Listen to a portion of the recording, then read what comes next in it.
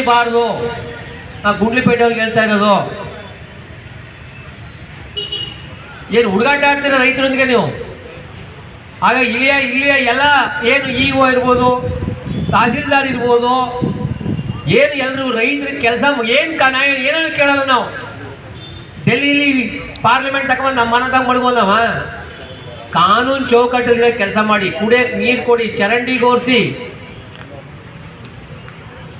ಇದು ಕೇಳೋದು ರೈತ ಸಂಘ ತಪ್ಪು ನಾವು ಕೇಳ್ತೀವ. ಅದೇ ನಮ್ದು ರೈತ ಸಂಘದ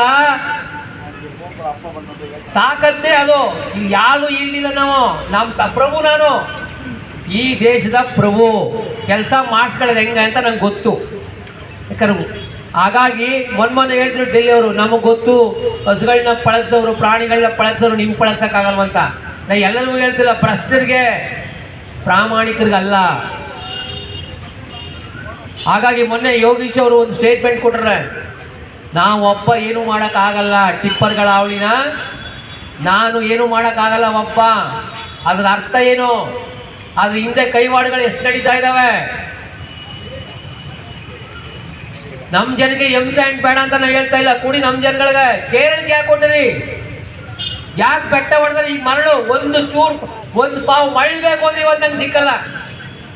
ಒಂದು ಪಾವು ಮಳ್ಳು ಎಲ್ಲರೂ ಹೊರಡೋದು ಚೀನಾದವ್ರಿಗೂ ಕಳಿಸ್ಬಿಟ್ರಿ. ಚೀನಾ ಕೊಂಡೋದು ನಮ್ಮ ಮಳ್ಳು.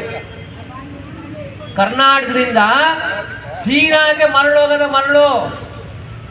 ನಾಳೆ ನಮ್ಮ ಮಕ್ಕಳು ಮನೆ ಕಟ್ಬೇಕಾದ್ರೆ ಎಂಸೆಂಟ್ ಬೇಡವಾ? ಇವತ್ತ ನೀವು ಹೊಡೆದು ಗುಡ್ಡಾಕ್ಬಿಟ್ಟಿರಲ್ಲ ನೀವು. ನಾಳೆ ಪ್ರಕೃತಿ ಗೋಪೆ ಎಲ್ಲ ಕುಸಿತ, ಮಣ್ಣು ಕುಸಿತ ಎಲ್ಲ ಕುಸಿತ. ಯಾರು ಸಾಯವರು? ನೀವೆಲ್ಲ ಮೈಸೂರ್ಲೆ, ಬೆಂಗಳೂರಲ್ಲೇ, ಡೆಲ್ಲಿಲ, ಕೊಳ್ಳಿ ಅಲ್ಲಿ ಇರ್ತಿದ್ದೀರಿ ನೀವೆಲ್ಲವ. ಇಲ್ಲಿ ಸಾಯವ್ರು ಯಾರು? ನಿಮ್ಗೆ ಇಷ್ಟೆಲ್ಲ ಹೇಳಿದ್ರು ಮಾನ ಮರ್ಯಾದೆ ಇಲ್ವ ನಿಮ್ಗೆ? ಒಟ್ಟಿಗೆ ಅದೇನು ತಿಂದರೆ ನೀವೆಲ್ಲವ? ಇಷ್ಟಾದ್ರೂ ಮಾನ ಮರ್ಯಾದಿಲ್ವಾ? ನಾವೇ ತಗೋತೀವಿ ಕೈಗೆ ಪೊರ್ಕ್ಗಳನ್ನು, ಚೌಟಿಗಳು ತಗೋತೀವಿ, ಬಳಕಟ್ಟಿಗಳು ತಗೋತೀವಿ, ಬೂದಿ ತಗೋತೀವಿ. ಹಾಗಾಗಿ ಎಚ್ಚರಿಕೆ ಕೊಡ್ತಾ ಇದೀವಿ. ಇವತ್ತು ಕಂಟಿನ್ಯೂ ಆಗ್ತದೆ ಸ್ಟ್ರೈಕು. 21ನೇ ತಾರೀಕು